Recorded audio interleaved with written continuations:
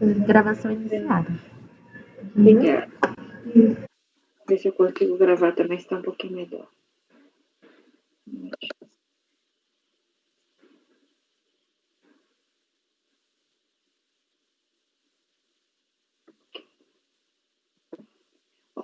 Boa tarde a todos. Nós iniciamos agora a sessão da tarde do dia 22 de outubro de 2020. Daremos início à sessão da primeira turma ordinária, terceira Câmara, terceira sessão, período da tarde. Estão presentes conselheiros Arível Andramini, Marcelo Costa Marques de Oliveira, Marco Antônio Marinho Nunes, Salvador Cândido Brandão Júnior, Marcos Roberto da Silva, suplente, Semiramis de Oliveira Duro, Breno do Carmo Moreira Vieira e eu, presidente substituta, Lisiane Angelotti Meira. O conselheiro suplente Marcos Roberto da Silva participará da sessão, dessa como das demais desse mês, devido à ausência e à saída do conselheiro Winderley Moraes Pereira. Inicialmente, vamos só deixar aqui a informação de que nós antecipamos alguns processos desse período da tarde para o período da manhã também de hoje, o dia 22. Nós antecipamos os processos, fica aqui para o registro, 136 a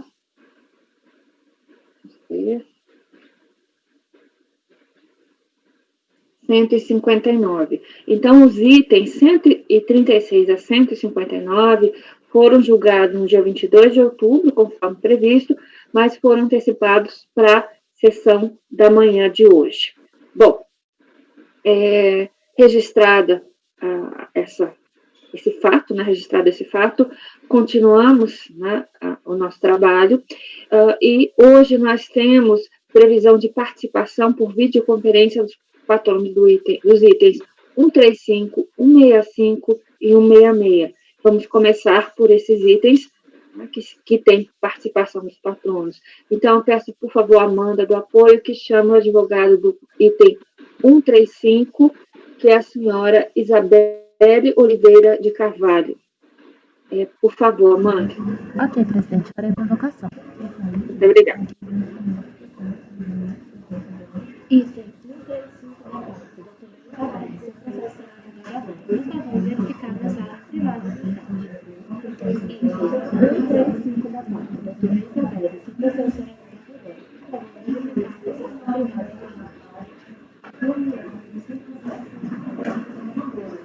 A convocação foi feita. Muito obrigada.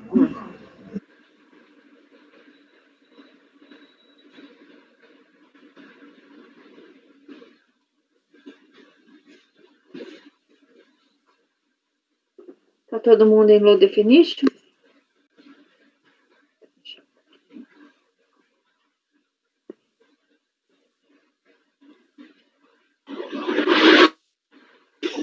Boa tarde, doutora. Boa tarde, doutora. Bem-vinda. Boa tarde. Bom, então nós vamos iniciar agora o julgamento do item 135 da pauta, cuja recorrente é Diviex Comercial Industrial Limitada. O conselheiro é o Dr. Marcelo Costa Marques de Oliveira, e nós temos aqui a presença da patrona, que vai participar, a doutora Isabelle Oliveira de Carvalho. Vamos dar o início, então, ao item 135, e eu passo a palavra ao Dr. Marcelo, por favor. Boa tarde a todos. O presente cuida de um auto de infração, né, conversão da pena de perdimento em multa.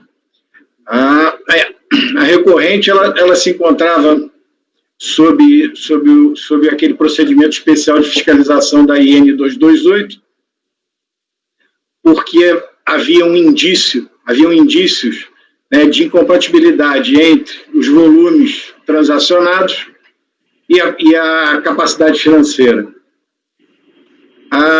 A fiscalização, contudo, ela interrompeu o procedimento, concluiu o procedimento de uma maneira sumária, porque a recorrente não teria apresentado a documentação no prazo estabelecido. Então, foi lavrado o auto de infração. Em relação aos argumentos de defesa, eu passo a palavra à patrona. favor, doutora Isabela, a senhora tem 15 minutos. Obrigada.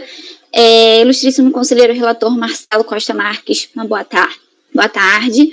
Boa tarde aos demais ilustríssimos conselheiros e aos demais presentes nessa sessão virtual de julgamento. Como o ilustríssimo conselheiro trouxe, o auto de infração em análise se trata de conversão da pena de perdimento em multa, equivalente aos valores das mercadorias comercializadas pela recorrente, e ela estava sob o procedimento de fiscalização da IN 228 de 2002, que foi encerrado de forma sumária. Esse procedimento fiscalizatório ele foi encerrado sumariamente em 16 de fevereiro de 2005, sob o fundamento de que a recorrente não teria respondido às intimações expedidas pela fiscalização durante o procedimento fiscalizatório, aplicando dessa forma a pena de perdimento e a inaptidão, e declarando a inaptidão do CNPJ da empresa recorrente. Como as mercadorias haviam sido comercializadas, a pena de perdimento foi convertida em pena de multa. Só que, ao contrário do que, inclusive, entenderam, né, os ilustríssimos julgadores da primeira instância administrativa, e como foi demonstrado no recurso voluntário ora em julgamento, o encerramento sumário do procedimento de fiscalização ele foi feito de maneira equivocada, né, maculando de nulidade o auto de infração aqui em discussão. E por que ele foi encerrado de maneira equivocada? Porque a recorrente, ela cumpriu, a empresa recorrente, ela cumpriu com todas as intimações expedidas pela fiscalização durante o procedimento fiscalizatório, como os ilustríssimos conselheiros podem observar até no documento número 2, juntado ao recurso voluntário, que nós trazemos os protocolos de entrega dos documentos que a empresa entregou, né, à fiscalização durante esse procedimento. Então, e com esses documentos, a empresa ela comprovou a origem lícita dos recursos empregados naquela atividade, o seu regular funcionamento, a sua regular constituição. E ainda observando esse documento número 2, né, que são os protocolos de entrega dos documentos, nós podemos observar que os protocolos são datados, e todas as datas correspondem ao momento, né, em que esse procedimento estava em vigor, estava em andamento. Esse procedimento fiscalizatório ele teve início em janeiro de 2004 e se encerrou sumariamente em 16 de fevereiro de 2005. E os protocolos de entrega dos documentos, né, comprovando que a empresa cumpriu com as intimações expedidas, eles são datados de maio, junho, julho, setembro, dezembro de 2004 e o último de janeiro de 2005. Portanto, senhores ilustríssimos conselheiros, fica comprovado, né, fica demonstrado que a empresa cumpriu com as exigências da fiscalização durante o procedimento fiscalizatório. E, além disso, esse equivocado encerramento sumário do procedimento fiscalizatório, ele ensejou a empresa ora recorrente em duas autuações. A que estamos discutindo no presente recurso e também há um outro auto de infração que é idêntico ao presente, diferenciando apenas nas mercadorias que foram englobadas, que é o auto de infração 07-177-0000-350. Esse outro auto de infração foi discutido em outro processo administrativo, que teve o julgamento convertido em diligência, conforme o documento número 3, juntado ao presente recurso.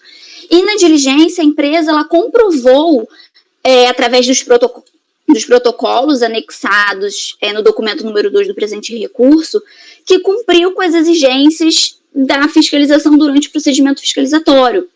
E com isso, através dessa diligência, foi proferido o acórdão 07-19-105, que juntamos no recurso voluntário no documento número 4.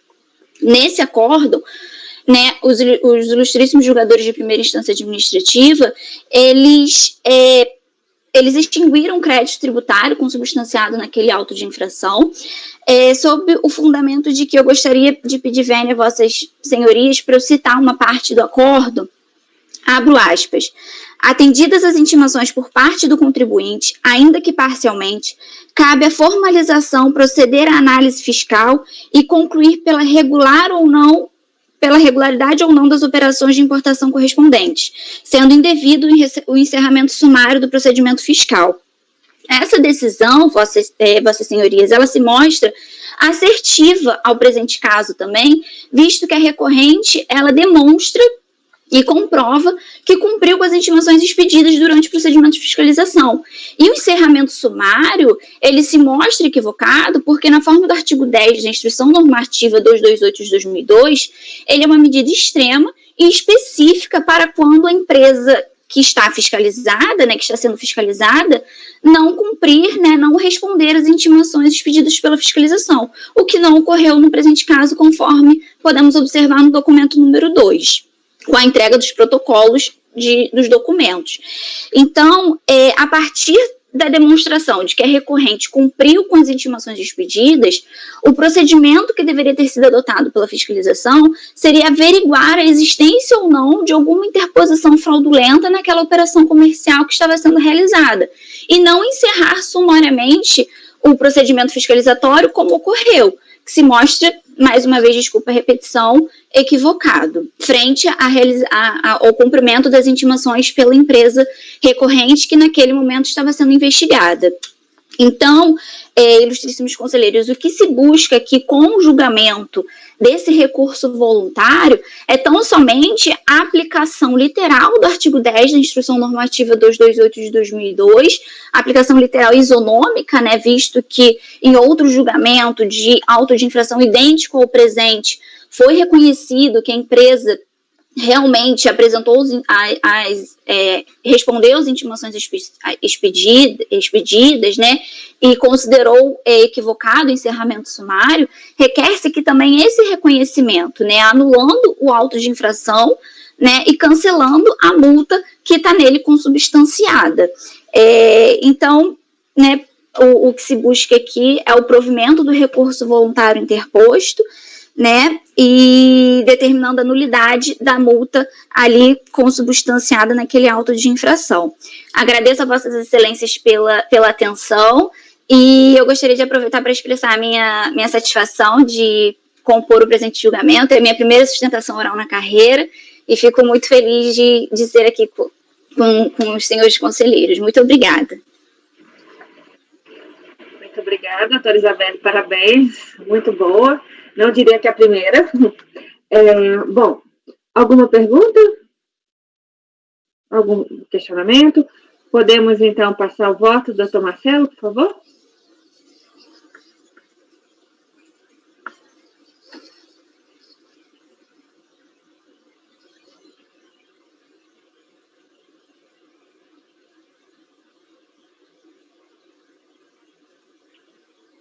Marcelo, o microfone, por favor. Bom, obrigado, doutora. Aqui no meu voto, eu reproduzi algumas páginas do processo, porque o que aconteceu?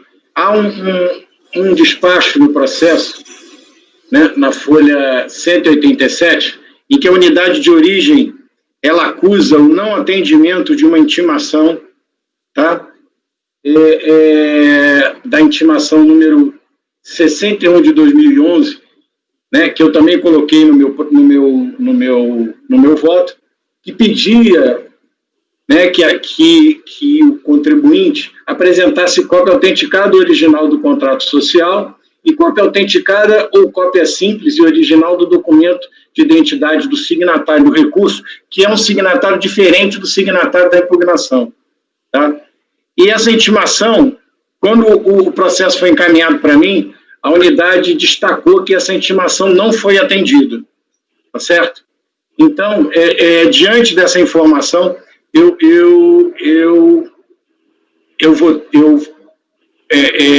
voto pelo não conhecimento do recurso voluntário. Ok, muito obrigada, doutor Marcelo. Algum esclarecimento, alguma dúvida? Então, doutor Marcelo. Na impugnação, posso pedir? Também não tem?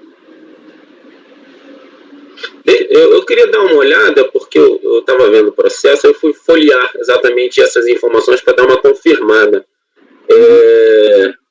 Eu posso só dar uma olhada aqui, presidente, Claro. não respeitando o colega Marcelo, mas só por questões de segurança. É só para dar uma olhadinha. Marcos, ótimo. Por favor, qualquer um dos conselheiros aí que identificar alguma outra coisa, eu fico muito constrangido e muito aborrecido com um tipo de voto como esse. Se alguém descobrir que eu errei, que eu esqueci de ver alguma coisa, por favor, aponte, que eu terei imenso prazer em apreciar a íntegra do recurso voluntário sem nenhum problema, tá? Há duas coisas que eu detesto, é deixar de conhecer recurso voluntário por intempestividade ou problemas na representação processual. Eu, com muito prazer, eu farei isso. Então, por favor, vocês podem ver à vontade, que eu estou aberto a...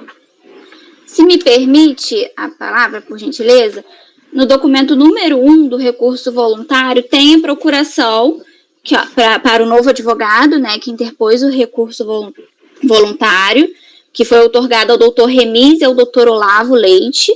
Está juntado no documento número 1 a procuração. E logo após vem o contrato social também. Eu sei, mas a intimação... Exatamente, a intimação foi para que apresentasse a cópia autenticada original, tá? E a cópia simples e original do documento do signatário. Essa que foi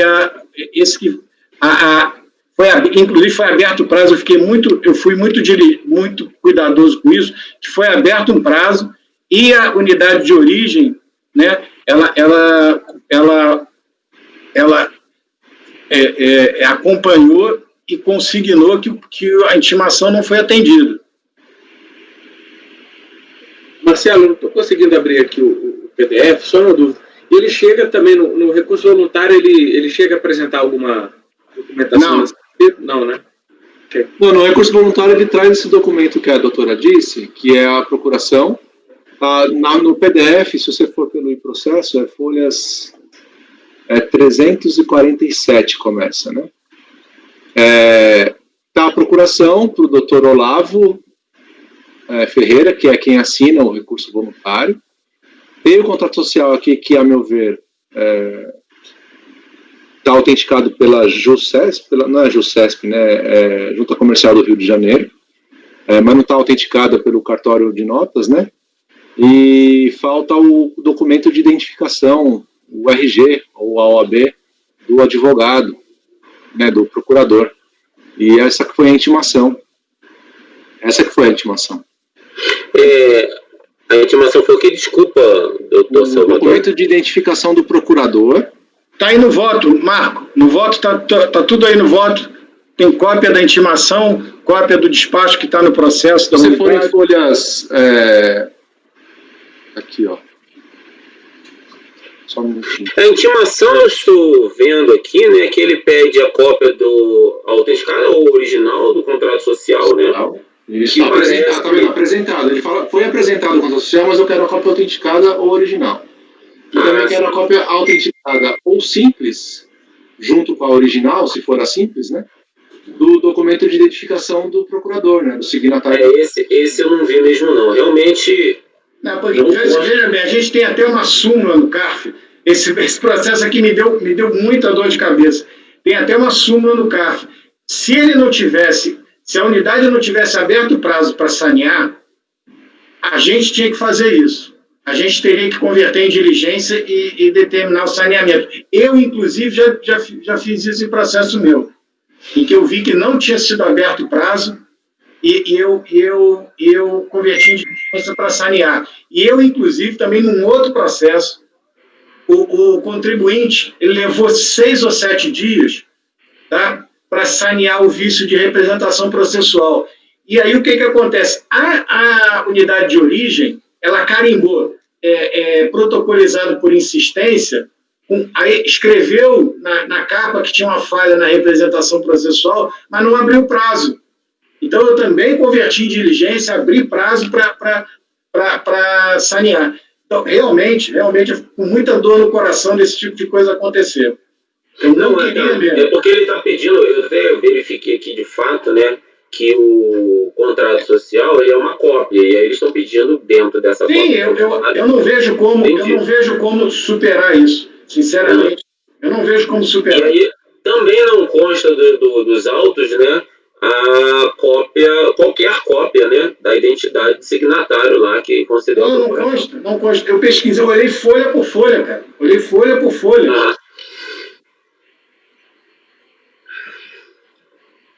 eu fui só fazer essa conferência, presidente, só por questões de segurança, que isso aí é uma situação. Não, é claro, eu te agradeço, Marco. Eu te 4 agradeço. listas, entendeu? Essa intimação foi de quando, hein?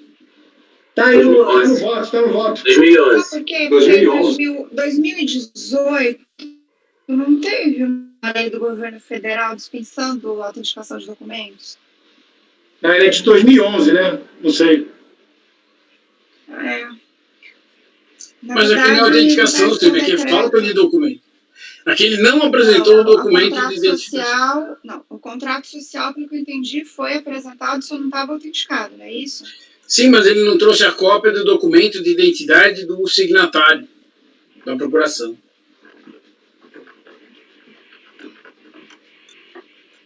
Do recurso, desculpa.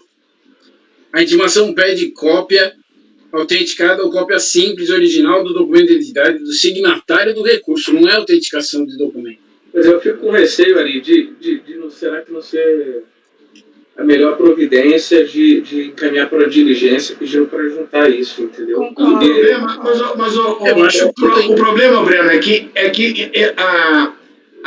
a unidade de origem intimou o contribuinte e abriu prazo para ele fazer isso. Pô. Pior é que esse é o problema. Ele teve prazo para fazer isso. Exatamente. Ele foi intimado para fazer isso. Mas se ela não tivesse intimado, eu teria feito. Acontece que agora a gente tem essa questão oral da doutora, né? Então, obviamente, está legitimado esse recurso, entendeu?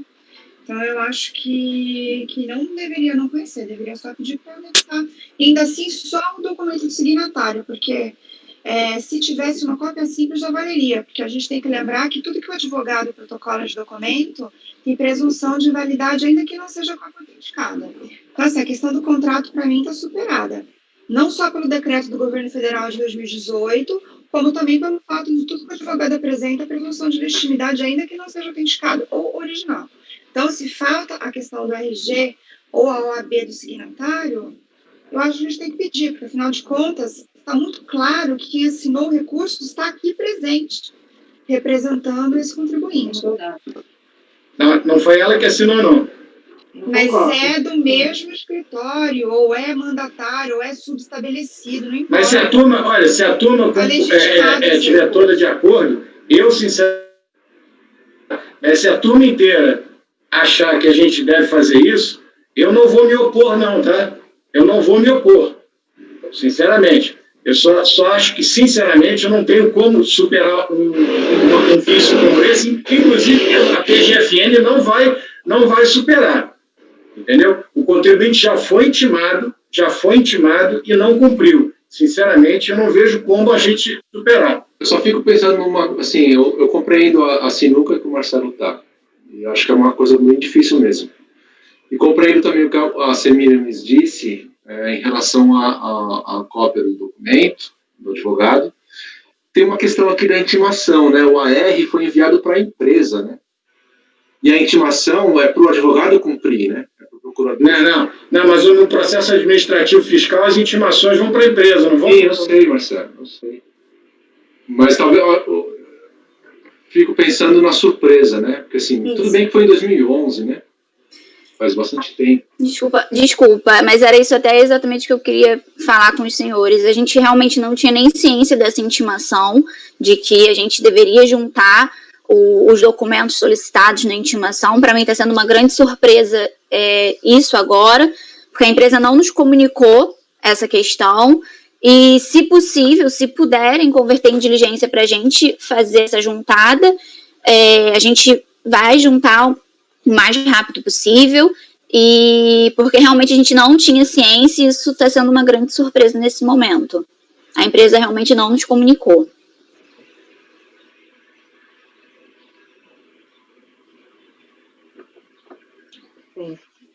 Vocês estão me escutando? Tô sim, Lisiane. Sumiu todo mundo, né? Tô vendo. Eu também fico dando desculpa. Sumiu todo mundo. Mas agora última, eu não vou criar polêmica, tá? O meu voto está aqui. Se alguém quiser fazer um outro, superar, a turma votar, beleza. Eu simplesmente precisaria de um motivo para superar. Se houvesse um motivo para superar, eu aceitaria. Mas a gente apenas sem um motivo, sem um dispositivo legal, sem um apoio fundamentado para isso, eu não vou, porque com certeza isso aqui vai ser embargado pela PGFN. Com certeza. Porque quando acontece qualquer falha da outra parte, né, nós, conselheiros, somos bem rigorosos quando há qualquer falha no ato administrativo, nas decisões. Nós somos bem rigorosos. Eu, particularmente, sou muito rigoroso com isso. Eu queria só fazer uma observação aqui, porque eu dei uma olhada no processo, tem um pedido de solicitação de juntada que ainda está em apreciação. Né? A data da situação aqui foi dia 20/10, né? Mas eu dei uma olhada lá nesse pedido, é apenas para incluir um subestabelecimento. Eu acredito que seja o subestabelecimento da patrona que está aqui presente. Né? Então, eu até quando eu deve ser muito recente, porque eu dia 20/10. Então, anteontem. Está em análise ainda, né? Ou seja, não pode. Eu nem vi, eu nem tinha visto mesmo. Pois é, tem só um subestabelecimento. Poderia ter sido feito isso, juntaram desse contrato, se a recorrente tivesse dado, a patrona tivesse dado uma vida no processo, visualizado isso, né? Porque agora tudo é digital, mas antes era físico. Né? Tem que pedir vista dos autos, não é isso? Não sei se é tão fácil assim entrar e olhar o processo a qualquer momento. Não é muito fácil, não. A gente tem que pedir vista, solicitar a cópia e demora uns 15 dias para a cópia chegar para a gente. É o CAF que atende por causa do sigilo fiscal. Por isso que as intimações não são feitas direto no advogado. Isso. Entendeu? Então, assim, não é tão simples assim. Entrar lá e olhar, entende? Então, é simples para contribuinte, não para o patrono. Exato. É isso que eu estou falando. Exatamente. Eu acho que se fosse um caso de intempestividade recursal mesmo, né, igual um caso flagrante de inadimplemento de prazo, de protocolo do recurso, realmente seria diferente. Mas a gente está falando aqui, Marcelo, realmente de apresentação de documentação. Aí é posição pessoal minha, né, que filiu a essa corrente esposada pela Semiramis, de que seria possível a gente baixar o processo em diligência para sanar esse vício formal, né, que é plenamente sanável, né? Mas aí, de novo, aí também é a minha posição pessoal quanto a esse tipo de tema. Eu respeito. Eu só sem um fundamento legal, sem algum dispositivo, algum fundamento legal no qual eu possa me apoiar, eu sinceramente não... O fundamento legal está no novo CPC, inclusive, né? Mas ele foi intimado, ele foi intimado e não cumpriu. Agora a gente vai fazer a segunda intimação para ele cumprir. Preste atenção, cara, se fosse o contrário, a empresa é autuada e não é cientificada do auto de infração. É apenas isso. Eu não estou querendo ser formalista, não. É que eu sempre fico pensando, quando acontecer para o outro lado, o que a gente vai fazer? É só isso que eu fico pensando. O que me parece também é que a nulidade está superada, porque no momento em que a origem pediu o contrato e o documento dos doutores, é para verificar a representatividade, ou seja, a legalidade daquele recurso. Isso está superado. Por quê? Porque a doutora está aqui, entendeu? A doutora está aqui. Então, o que a delegacia não conseguiu confirmar, que era a legitimidade de quem impetrou o recurso ser competente e representar o contribuinte, a DRF não conseguiu identificar isso, mas agora isso está sanado aqui, porque a doutora está aqui. Então, assim, esse vício parece para mim até superado, e seria só o caso da gente pedir para juntar ainda só o documento, porque nem o contrato eu entendo que é necessário, porque se tem uma cópia simples, está valendo. É só o documento pessoal de identificação, né? Só a OAB. Eu tenho uma observação que talvez ajude o doutor Marcelo a tomar uma posição. Aqui na página 11, acho, do processo, o recurso foi recepcionado na unidade. Tem um carimbo aqui de um funcionário do CAC Tijuca. Peraí, na realidade, na página 11? É 144 do processo. O recurso foi recepcionado pessoalmente no protocolo do CAC Tijuca. Ou seja, a obrigação era do funcionário ter verificado esse documento na hora. Portanto, eu entendo que o erro não pode ser só atribuído ao recorrente, mas também à unidade que deixou de cumprir com o seu papel no momento que recebeu o documento. Daí eu acho que esse motivo é justo e necessário para que a gente devolva o processo à unidade para sanear o processo, porque o funcionário também não exigiu na hora que recepcionou. Peraí, onde é que eu não estou achando esse documento? 144 do PDF. Não, é que eu abri ele como no recurso voluntário. Marcelo, na folha de rosto do recurso voluntário. Abre o recurso voluntário no processo. Presidente, uma dúvida. Esse tipo de saneamento, porque eu acho que não é nenhuma diligência, é um saneamento apenas. Esse tipo de saneamento pode ser feito direto no CARF?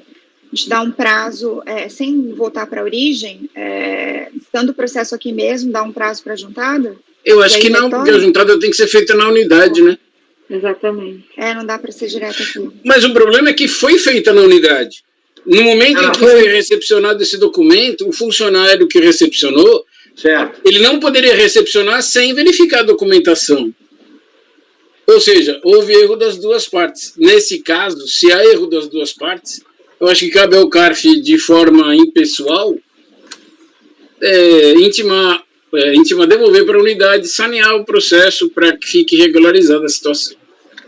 É uma sugestão para a turma pensar. Eu concordo plenamente. Acho que está superada até a nulidade, inclusive.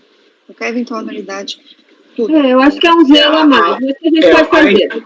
A intimação aqui, a intimação é do dia 6 de abril e o recurso voluntário foi protocolizado no dia 18 de março. Sim, mas tem um carimbo de protocolo. Não, eu estou confirmando o que você falou. Realmente, aparentemente, na hora que o cara recepcionou, não viu isso. Sim. Mas também, E aí, para sanar a falha da unidade, a própria unidade intimou o recorrente a apresentar um documento, o que era papel da unidade fazer na hora que recepcionou. Pois eu concordo com isso, tá, Mari, mas mais uma vez, eu acho que o contribuinte foi intimado e não respondeu. Também, é uma sugestão, uma posição.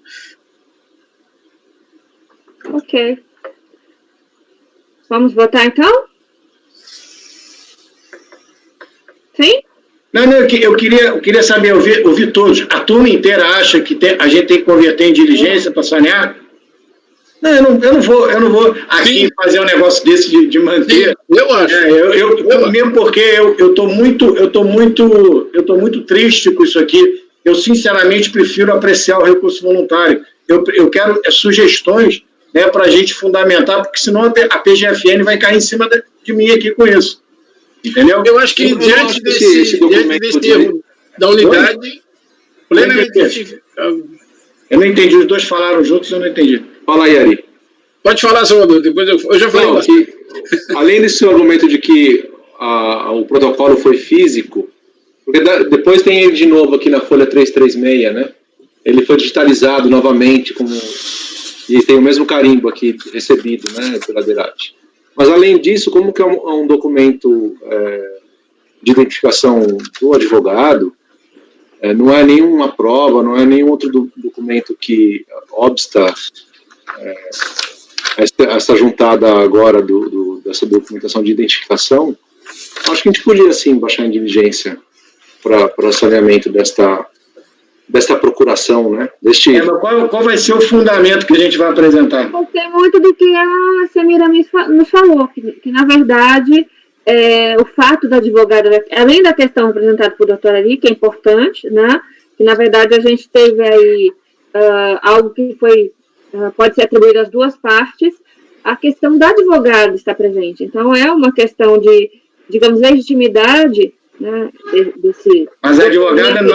mas a advogada não é a signatária do recurso. Ela não é, mas agora ela está aqui confirmando o recurso, está representando o contribuinte. Não, eu sei, eu entendi qual é o fundamento. Eu acho que ele é questionável, esse fundamento.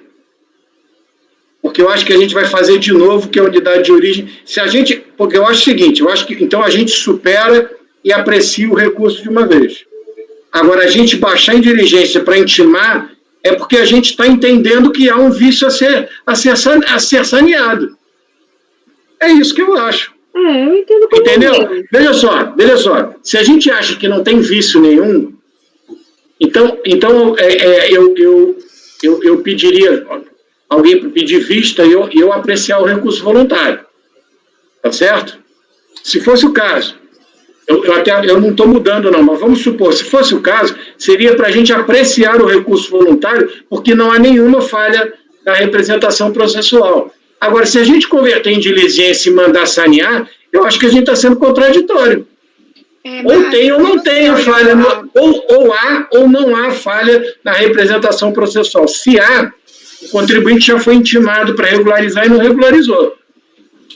É isso que eu estou falando. Você olhou a petição para juntada, que era o subestabelecimento, tinha algum documento junto com o Não, eu não olhei, eu posso abrir agora. Eu posso fazer isso agora. A senhora está me entendendo, presidente?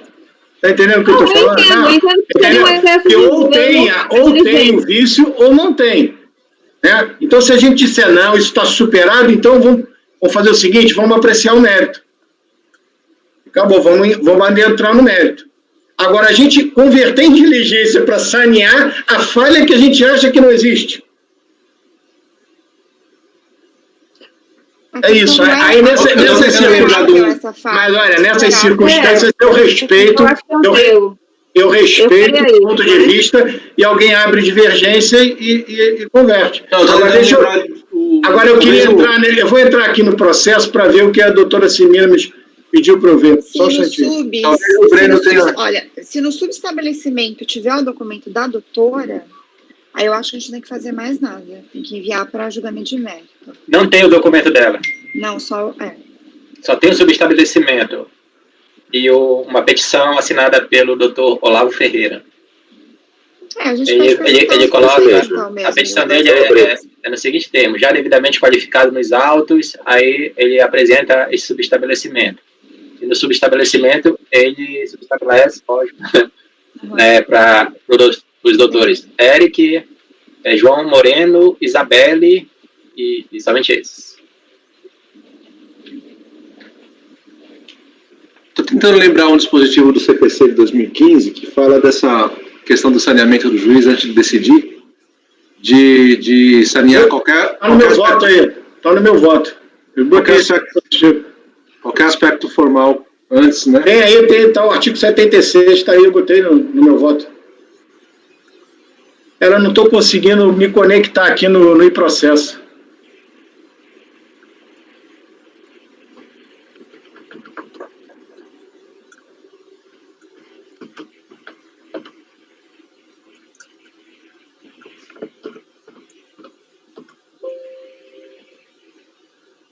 Qual é o artigo do CPC, Marcelo? Eu acho que é o 76, eu mencionei aí no meu 76.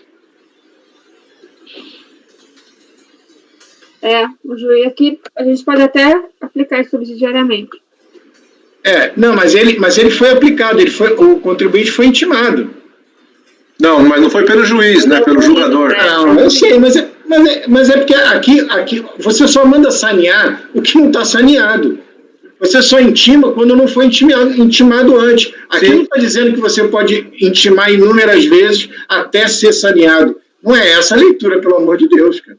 Não, mas é o juiz, né? Foi na. Não, mas a ordem do 76 é para o julgador, né? Você só intima para sanear o que não estava saneado. E só intima porque antes não o fez. Eu duvido que um juiz intime várias vezes a pessoa a sanear. Eu duvido que um juiz intime, aí o cara aí não responde. Foi o julgador que intimou. Eu sei, mas foi a unidade, porque o processo administrativo fiscal é um pouco diferente. A procuração está assinada pelo representante legal da empresa, certo? Uhum. Então, isso já é também uma presunção, né, gente, de que está tudo regular, pelo amor de Deus. Né? Tá assinado a procuração. Se não tivesse procuração... Eu não estou conseguindo entrar. E o pior de tudo é que depois para eu acessar os votos do Ari para analisar vai ser muito ruim.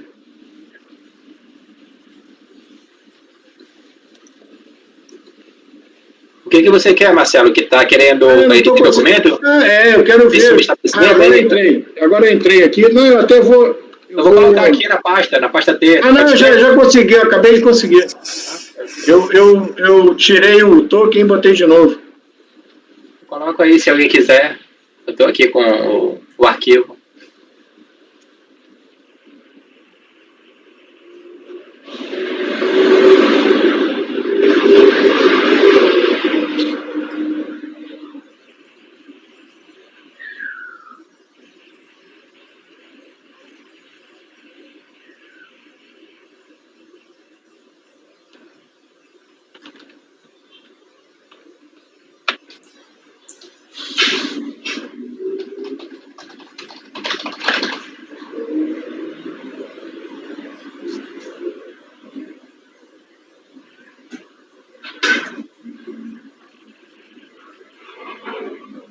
Foi o mesmo advogado que assinou a impugnação?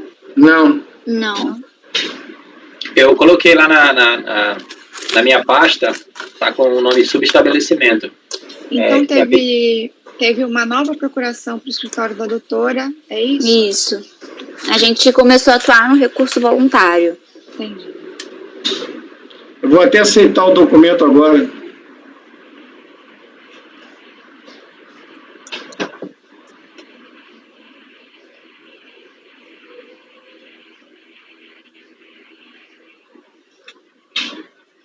O que você disse, Marcelo, que você vai aceitar o documento? Ah, das juntadas, né? É da juntada. Ué, então junto o RG agora.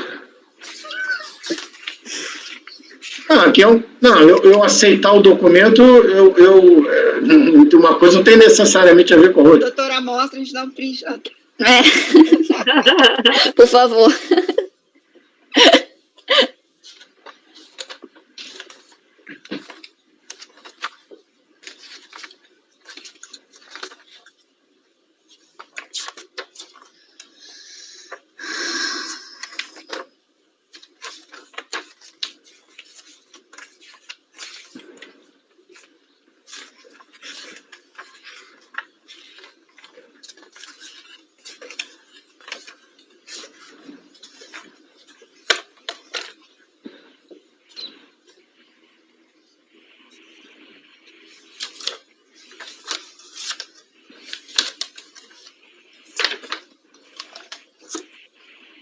Tem a OAB do patrono anterior, né? Lá com a manifestação.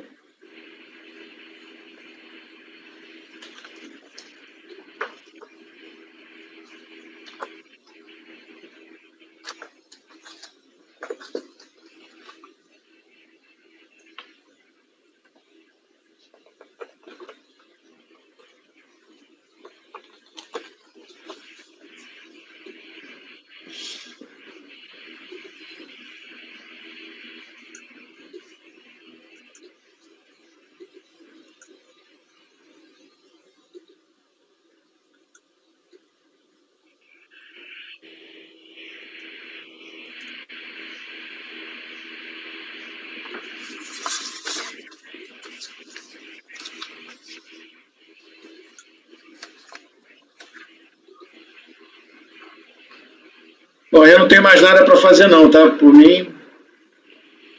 Vamos para a votação, então?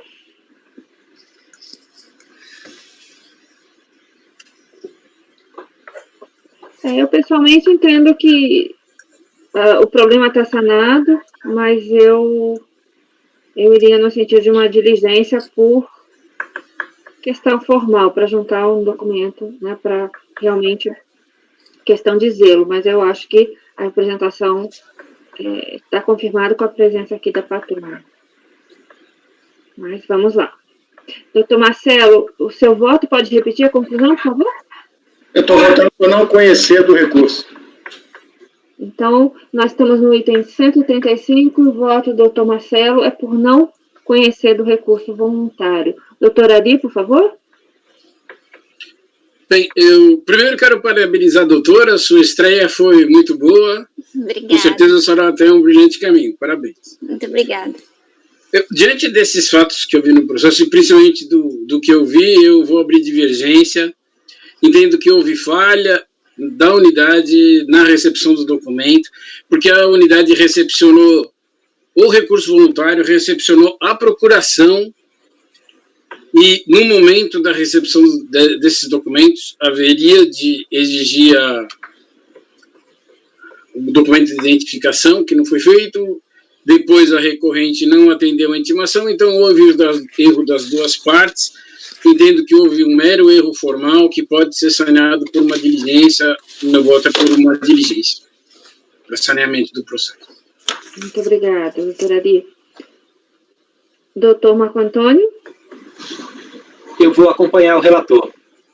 Muito obrigada. Doutor Salvador? Eu vou acompanhar o Ari. Divergência. Muito obrigada. Doutor Marcos Roberto?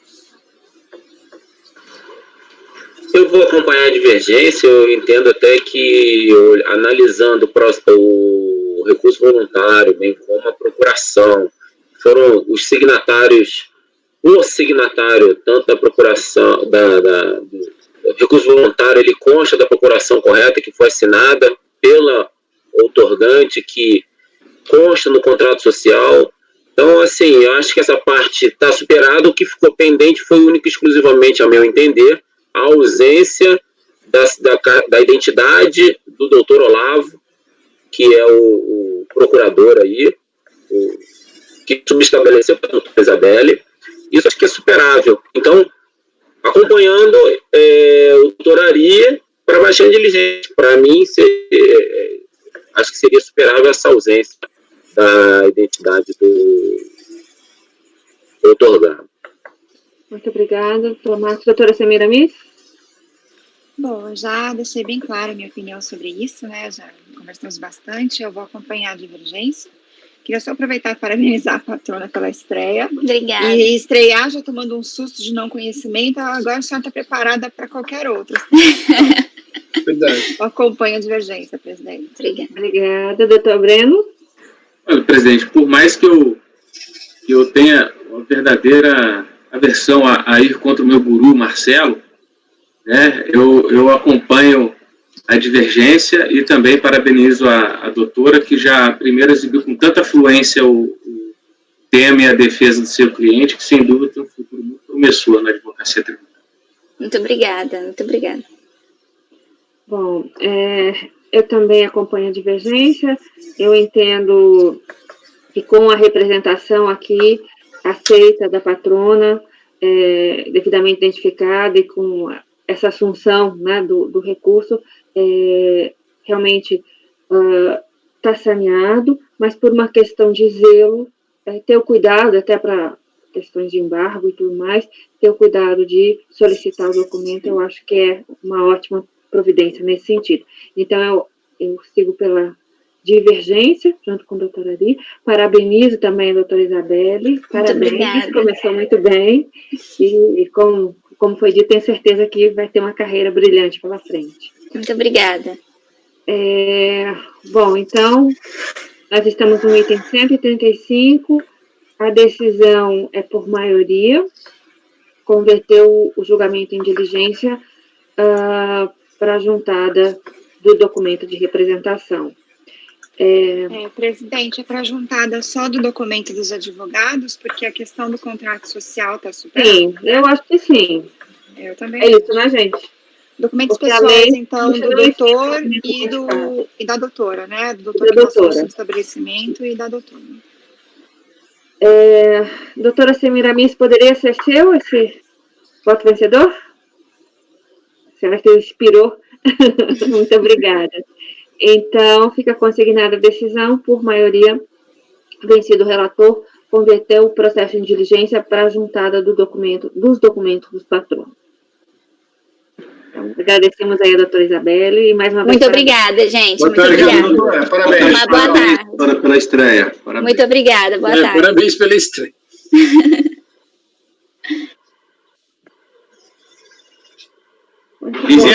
Gisele, foram 2 votos vencidos, fui eu e o Marco, tá? O Marcos votou. É verdade. Eu anotei. Mas eu vou anunciar aqui de novo, apesar da patrona não ter saído, não faz diferença, não ficar correto. Obrigada, Marcelo. Então, consignar aqui que, na verdade, a decisão foi por maioria, como anunciado, do item 135, converter em diligência para a juntada de documento dos patronos, sendo vencido o relator e também o doutor Marco Antônio. Muito obrigada, Marcelo, agora está correto. Passamos agora para o item 165, de relatoria do doutor Ari, cuja recorrente é Ortocir, Ortopedia e Cirurgia Limitada, e nós vamos ter a participação de uma patrona também, a doutora Thaís Ribeiro Bernardes Casado. Eu peço o apoio que, por favor, chame a patrona. Presidente, os dois são iguais. Ok, presidente. Vou fazer a convocação. Sim. Eu anuncio os dois. Só muda o mês. Tá. Então, nós ajudamos os dois juntos. Obrigada. É bacana que tem muita gente que nunca sustentou no CAF e agora está conseguindo, né, ter essa... pelo virtual, acesso, mas... isso é muito relevante no... A gente abre o 608 ou 609? Ari. O 608, por favor.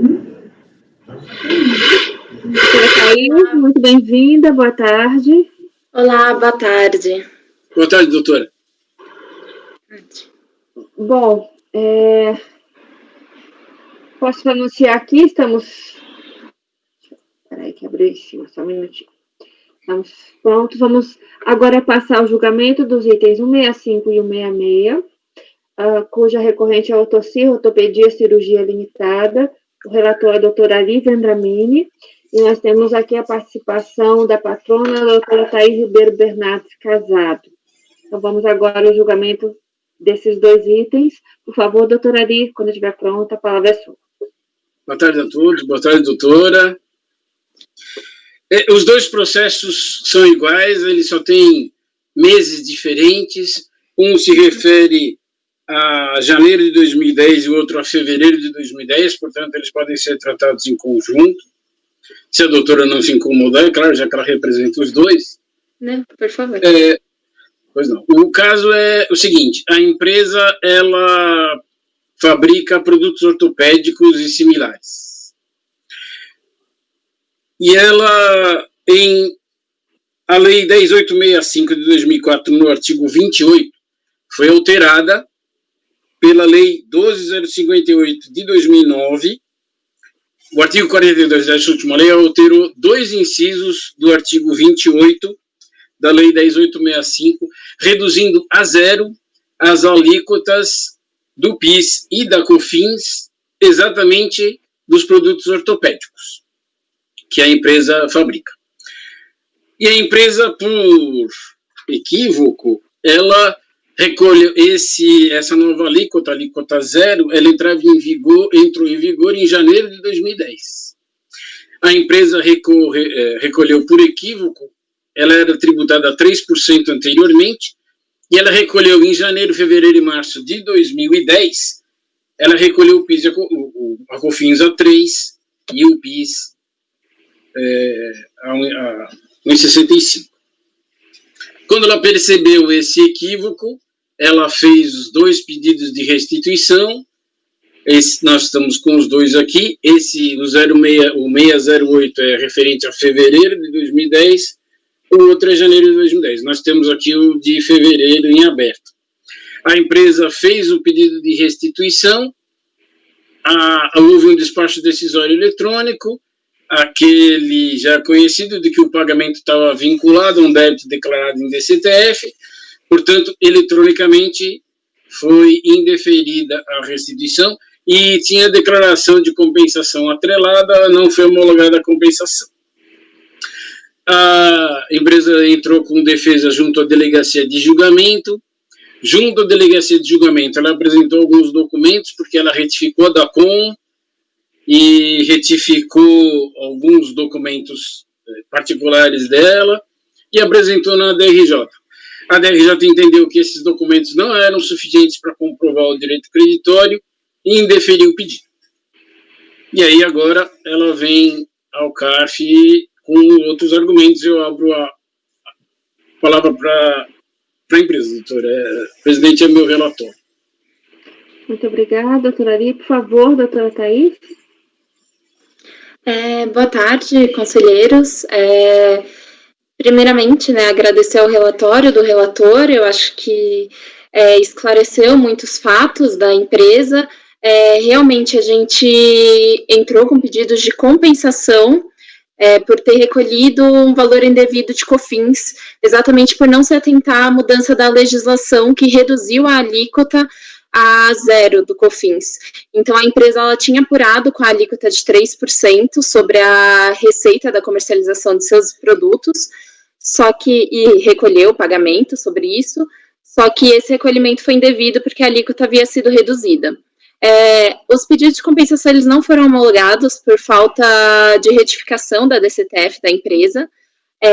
Em razão disso, depois do despacho decisório, houve a devida retificação da DCTF, o que, conforme até vem sendo entendido por esse conselho, tem um parecer normativo da Receita, é plenamente cabível a retificação da DCTF após o despacho decisório.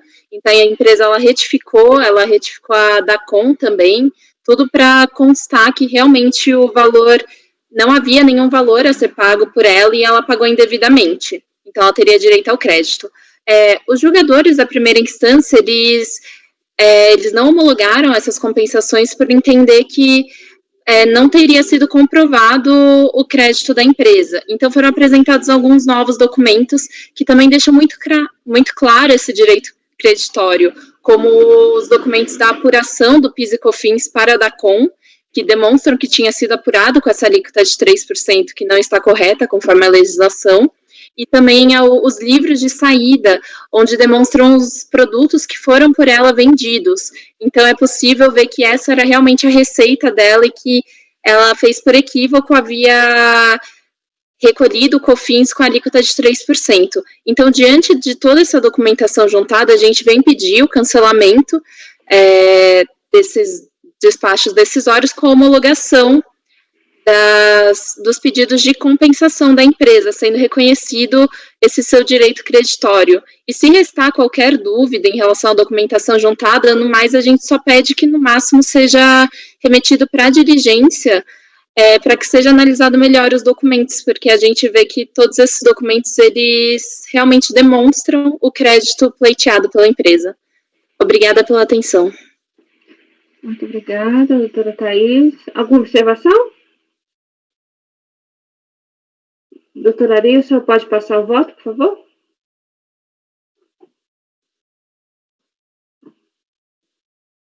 Está sem o microfone, doutora Ari. Perdão, é que tem um barulho aqui do lado, não sei se está atrapalhando vocês também. Antes do meu voto, eu gostaria de pedir ajuda de todos, porque no voto eu coloquei os documentos que a recorrente juntou ao processo. Se alguém tiver uma visão diferente da minha, por favor, fiquem à vontade para propor alguma coisa diferente. O recurso tempestivo, preenche os requisitos, eu aceito. A contenda se furta na liquidez e certeza do crédito pleiteado. Então, no caso, exame 2 aspectos fundamentais para o seu deslinde existem. A existência do direito ao crédito, que há que ser provado, e a liquidez e certeza do mesmo. Então, são 2 requisitos que a gente deve prestar atenção nesse caso. A Receita A recorrente alega que ofere receitas exclusivamente da comercialização de produtos classificados na NCM 9021.10 e 9021.3. Está aí a classificação, são artigos, aparelhos ortopédicos, instrumentos e aparelhos de ótica, aparelhos cirúrgicos, é o que a recorrente comercializa. Aí eu coloco aqui que a Lei 10.865 houve alteração para alíquota zero, que a Lei 12.058 diz que produzirá os efeitos a partir de 1º de janeiro de 2010, tudo isso a gente já apresente. A recorrente alega que, não se atentando para tal redução de alíquotas da contribuição, efetuou o recolhimento alíquota de 3%, portanto, ela teria direito à restituição porque ela recolheu indevidamente. Após ter ciência do despacho decisório, ela retificou a DCTF e, em sede de manifestação de inconformidade, ela apresentou os seguintes documentos: cópia da declaração DCTF original, cópia da DCTF retificadora, cópia da declaração, cópia do DACOM, cópia do despacho decisório, cópia do DAF, cópia do contrato social e a cópia da PERDECOMP. Analisando esses documentos, a Delegacia de Julgamento considerou eles inconsistentes, insuficientes para comprovação do crédito. Eu coloquei aí os documentos que foram juntados, eu coloquei, inclusive, cópia das páginas do recurso voluntário. Então, aí, a retificação do DACOM, está aí na folha 7, a cópia que a recorrente juntou aos autos, depois a retificação da DCTF na folha 8, aí depois uma anotação denominada resumo de apuração do PIS/COFINS para o DACOM, é uma anotação feita datilografada, parece, como eu disse, um documento particular da empresa. Aí depois, lá na folhas 9, resumo mensal de operações e prestações por código fiscal, extraído do livro Registro de Saídas. Essa observação é minha, esse livro é obrigatório pela legislação do ICMS. Está aí a cópia do documento que ela apresentou. E depois, esse próprio livro tem um campo chamado Observações, contido no mesmo livro Registro de Saídas. Esse campo que eu destaquei aí nas folhas 10, também foi apresentado pela recorrente. E aí, eu, analisando esses documentos que foram juntados, primeiro, quanto à retificação da DCTF, se disse no âmbito deste CARF que a retificação da DCTF, mesmo após a ciência do despacho decisório, não impede o reconhecimento do direito alegado, desde que devidamente comprovado por documentação hábil e idônea. Aí, descendo lá na página 11, eu defendo a seguinte posição, que a escrituração contábil faz prova a favor da recorrente dos fatos nela registrados e comprovados por documentos hábeis. Isso tem fundamento no artigo 923 do Regulamento do Imposto de Renda. E o mesmo regulamento diz no artigo 924 e 925 que se a escrituração estiver em conformidade com as regras que lhe são aplicáveis, caberá à autoridade administrativa a prova da inveracidade dos fatos nela registrados, exceto nos casos em que a lei, por disposição legal, atribua ao contribuinte ônus da prova. Portanto, se a escrituração é trazida, a escrituração contábil, conciliada com os documentos que a recorrente traz ao processo, entendo que com fundamento nesses artigos, se quem estiver analisando o julgador não conseguir comprovar a inveracidade dessa escrituração, ela deve ser aceita como prova a favor do contribuinte. Entretanto, a recorrente não trouxe aos autos a sua escrituração contábil, onde se demonstrasse a conciliação entre os documentos carreados aos autos e os registros contábeis respectivos, para que se pudesse confirmar de forma inquestionável o seu direito. Entendo que, sem a apresentação de tais conciliações contábeis, com fundamento nos citados artigos 923, 924 e 925 do Regulamento do Imposto de Renda, a comprovação da liquidez e certeza do crédito pleiteado perde alicerce fundamental e, portanto, não pode ser reconhecido. Assim, o meu voto é Pelo exposto, nego o provimento ao recurso por faltar ao crédito a liquidez e certeza necessárias para que seja utilizado no Instituto da Compensação Tributária. É o meu voto, presidente. Muito obrigada, doutora Ari. Algum comentário? Por favor, estejam à vontade para analisar os documentos que foram trazidos aos autos. Podem ser que... Ariel, eu estava aqui olhando o livro de apuração que você colocou aqui no voto, né? Inclusive a argumentação da recorrente. Há um argumento aqui de que ela só vende esses produtos, mas não tem nenhum registro fiscal ou contábil que demonstre a NCM que ela opera. Tem aqui o total de vendas, tem o total do CFOP, tem o total, mas não tem, assim, a comprovação de que todos eles se referem a todos os mesmos produtos, apesar dela ter argumentado isso, né? Então a recorrente poderia ter trazido alguma documentação mais esclarecedora do que... Ela tentou comprovar, eu até elogio o esforço da recorrente, mas os documentos eu entendi que não são suficientes. Eu destaco ainda, doutor Salvador e doutor Ari, que eu também estava verificando esse livro de registro de saídas, né? Os valores das bases de cálculo com os valores das vendas não coincidem. Ou seja, você não consegue também ver essa coincidência de valor que contribua para ajudar, vamos dizer assim, a possível aceitação desses documentos fiscais que não sejam contábeis. E no caso aí em questão, esse livro de registro de entrada não está refletindo, vamos dizer assim, a base de cálculo que ela também está utilizando, também não tem uma explicação sobre essa precisão de valores, isso poderia contribuir. Mas, nesse caso, eu concordo também com o doutor Salvador.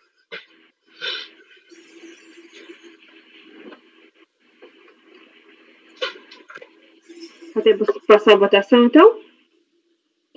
Então, a proposta do relator para os itens 165 e 166, negar provimento ao recurso voluntário. Doutor Marcelo? Com o relator. Doutor Marco Antônio? Acompanho o relator. Doutor Salvador? Acompanho. Doutor Marcos Roberto? Também acompanho o relator. Doutora Semira Miss? Acompanho. Doutor Breno? Acompanho, presidente. Eu também acompanho o relator, então a decisão dos dois itens, 165 e 166, é por unanimidade de votos, negar provimento ao recurso voluntário. Agradeço a participação da doutora Thaís, parabéns. Obrigada a todos. Eu não sei se eu posso só falar um ponto do que foi discutido entre vocês, se eu posso... Foi votado, agora não pode mais. Então, também, muito obrigada. Obrigado, doutora. Boa tarde. Parabéns, doutora. Boa tarde. Ok. Olha só, nós votamos os dois processos, é isso? Sim, foi. É que eu não ouvi no anúncio, a Lisiane falou que votamos os dois. 6566. Foi. Beleza. Agora só É repetitiva, né, gente? Mas é a tentativa de deixar certo. E se eu não deixar, por favor, me avise. Como o do Marcelo, eu fiquei com muita pena nesse caso, porque eles tentaram, mas como vocês eu não consegui. Não foi suficiente, né? Eu achei. Foi o que eu falei ainda há pouco aí, que o doutor Salvador também analisou. Não tem coincidência de valores, não ajuda. O livro de registro de entrada dele não contribui. Se tivesse uma coincidência precisa de números, dependendo da circunstância em que todas as informações batem,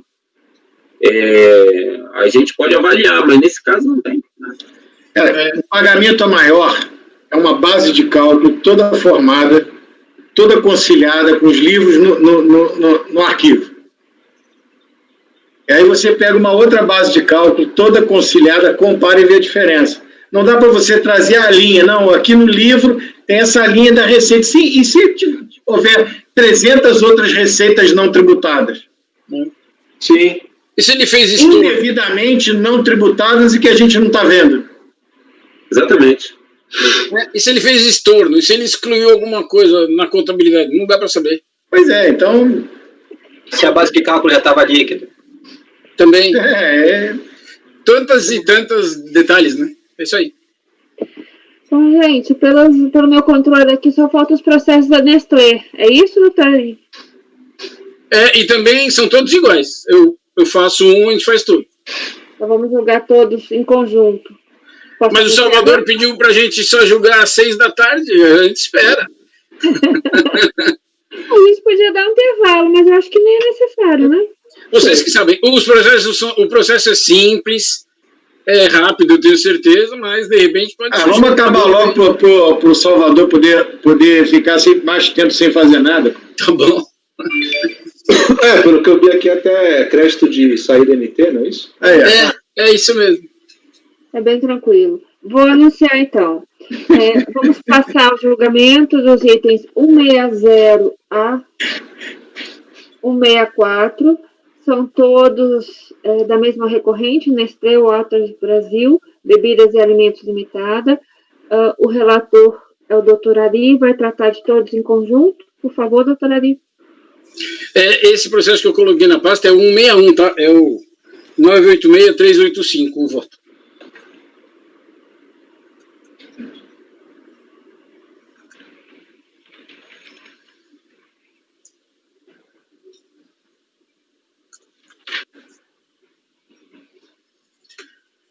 Deixa eu só me citar, porque eu estava pensando naquele outro. Deixa eu ver aqui.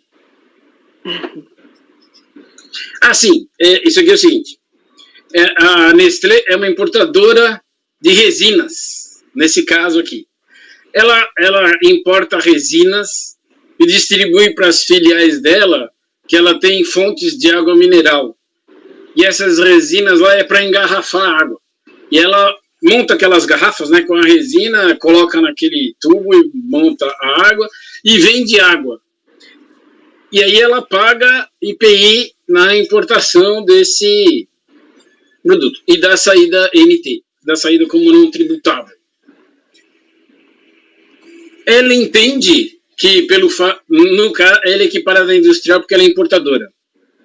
Né? Pelo fato de ela ser importadora, ela é equiparada à industrial. Ela não é industrial. Muito bem. Isso é um fato importante, porque depois discutem sobre isso. Ela entende, a recorrente entende que pelo fato dela ser equiparada à industrial, ela tem os mesmos direitos dos industriais, quais sejam os créditos dos insumos. Por isso, ela fez um pedido eletrônico de ressarcimento e juntou a declaração de compensação para quê? Para pegar esses créditos e compensar. Foi feito um procedimento fiscal e aí a fiscalização comprovou isso. Ela dá saída de produtos não tributáveis. E produtos não tributáveis não têm direito a crédito, porque não se insere no campo de incidência do IPI e, por isso, não teria direito a crédito.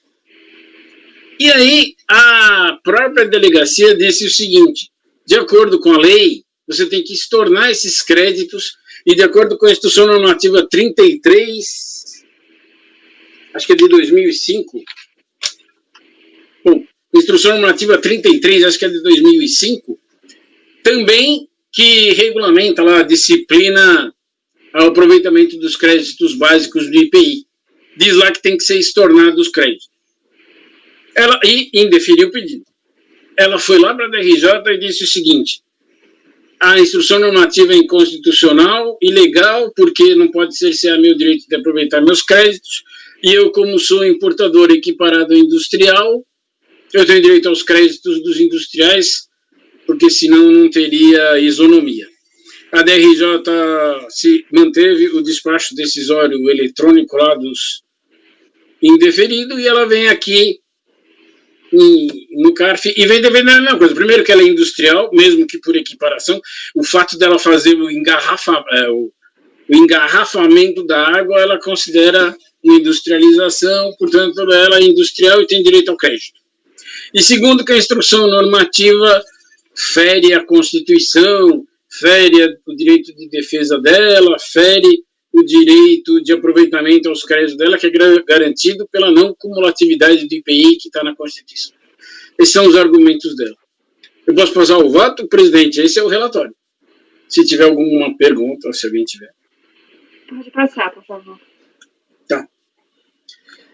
Aí no meu voto, muito rapidamente, eu já resumi o que está no voto. E o que eu digo aqui no voto é que ela é industrial, ela não é industrial, porque ela produz o que está fora do campo de incidência, ela só é equiparada a industrial. E até no artigo 2º lá do RIMP está escrito: o campo de incidência do imposto abrange todos os produtos com alíquota, ainda que zero, observadas as disposições, excluídos aqueles que correspondem à notação NT. Então, realmente, ela não tem direito ao crédito, porque ela não é industrial. E, por fim, inclusive tem uma súmula 20 aqui do CARF que diz que quem fabrica produtos NT não tem direito aos créditos. Eu apliquei a súmula 20 e, quanto à inconstitucionalidade, eu apliquei a súmula 2, que não é competente aqui, o CARF não é competente para se pronunciar sobre constitucionalidade. E neguei provimento ao recurso. É meu voto. Nos 5 processos. Nos 5. Muito obrigada, doutora Ari. Podemos passar a votação?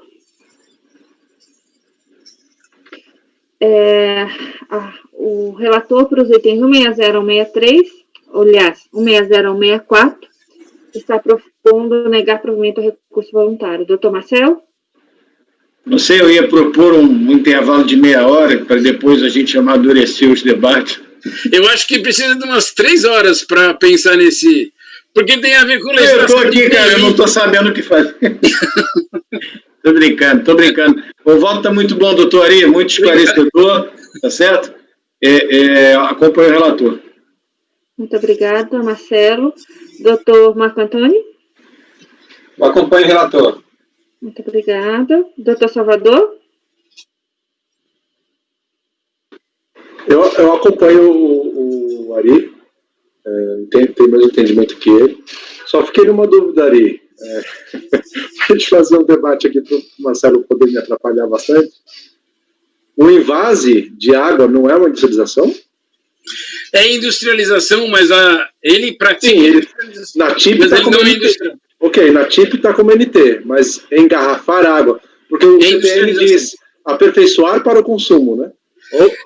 Mas tem um recurso especial repetitivo do STJ que diz isso: mesmo que o fabricante faça a industrialização lá do artigo 4º, ele pode fazer um daqueles. Sim. Uma daquelas que ele pode industrializar, mas pelo fato dele dar saída NT, ele não é industrial. Porque analisando a TIP, tem vários produtos lá que são NT, não tributados, mas são produtos industrializados. Tem couro, tem água engarrafada, né? É produto industrializado, mas é NT, como não tributado. Não porque não é industrializado, é porque a TIP decidiu colocar como NT. Por conta da seletividade, o legislador resolveu isso. E não dá crédito, e não pode ressarcir mesmo, porque a lei fala isenção ou alíquota zero, né? Isso. Ok. Mas eu vou pensar melhor sobre esse assunto. Acho que lá pelas 5h30 eu consigo. Mas só para confirmar, eu acompanho o relator. Acho que estava faltando. Obrigada, Salvador. Max Roberto? Eu acompanho o relator. Doutora Semira Miss? Acompanho o relator. Doutor Breno? Eu acompanho, presidente. Aproveito para parabenizá-la mais uma vez por um mês aí de mais que eficiente condução dos nossos trabalhos de TO. Simplesmente fantástico. Dá muito gosto trabalhar sob sua liderança. Muito obrigada. Minutinho, desculpe. Muito obrigada. Eu também acompanho, então, a decisão dos itens 160 ao 164 é por unanimidade de votos negar provimento ao recurso voluntário. Parabéns, doutora Ari, parabéns a todos. Conduzimos com sucesso e com sobra de tempo as sessões deste mês. Encerradas, portanto. Parabéns aí a todos. Parabéns também à sua condução. Eu assino embaixo o que o doutor Breno disse, realmente. Obrigada, gente, mas é trabalho em equipe. Podemos parar a gravação, por favor?